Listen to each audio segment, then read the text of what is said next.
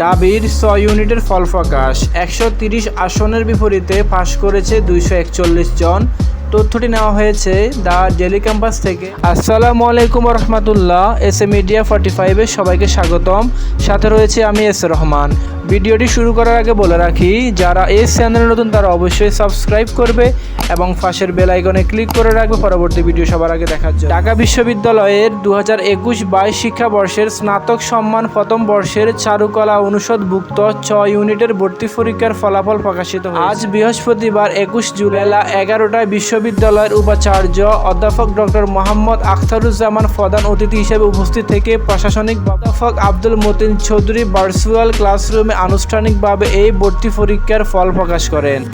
এবছর ৬ ইউনিটের ভর্তি পরীক্ষায় অংশগ্রহণ করেছে ৬,১৫৬ জন।